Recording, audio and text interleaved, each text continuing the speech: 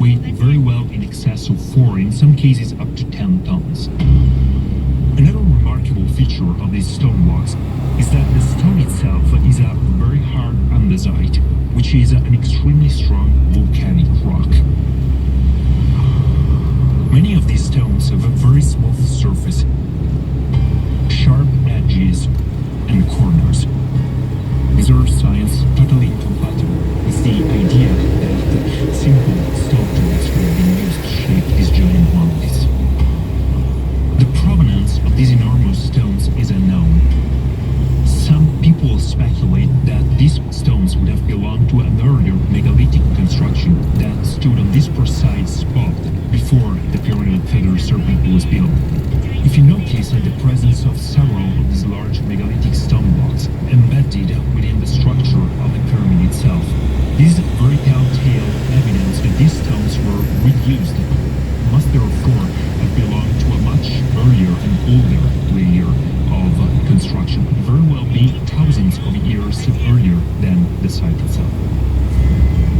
When archaeologist Leopoldo Batres started excavating the site in 1884, he discovered the pyramids were buried in upwards of 12 feet of earth.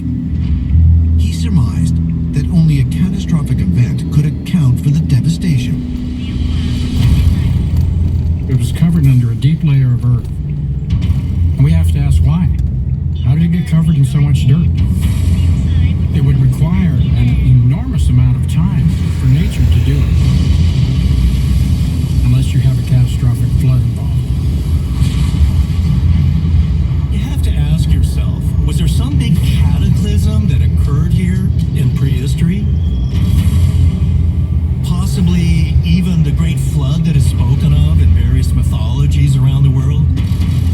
This could mean that Teotihuacan is actually many, many thousands of years older than what archaeologists say. According to the accounts recorded by Spanish chroniclers when they initially made contact with the locals, the Aztec believed that they were one of 7 tribes to be created by the gods at a time after the world had been wiped clean due to a catastrophic event. They were the last group to leave the caves where they were created in order to repopulate the world. Teotihuacan is where they believe the gods had created humanity, had created all things, had created the sun, which they refer to as the 5th sun. The Aztecs had a cosmology that involved 5 ages. They were solar ages, about 5,000 years long, and each one terminates in a disaster. The 4th age was called the Water Sun, and it was presided over by the goddess Xalxhuitlico. She was the goddess who, at the end of the age, poured the deluge on the earth and flooded everything. If the origins of the site are thousands of years older than mainstream archaeologists suggest, might this help explain why even after decades of excavations, they still haven't found evidence of who the site's rulers were? And could it also shed new light on recent perplexing discoveries? October 2003. Torrential rains sweep through the ruins of this ancient pyramid complex,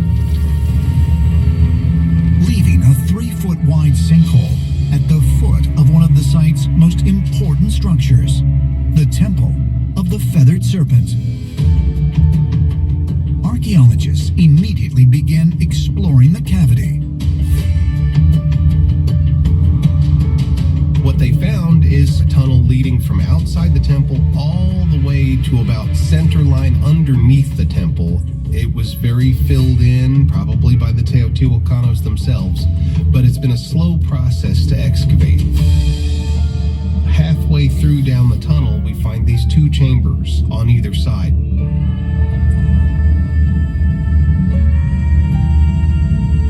As they continued down, they found 3 more chambers at the end, and those hold some incredible things. There were many jade statues in there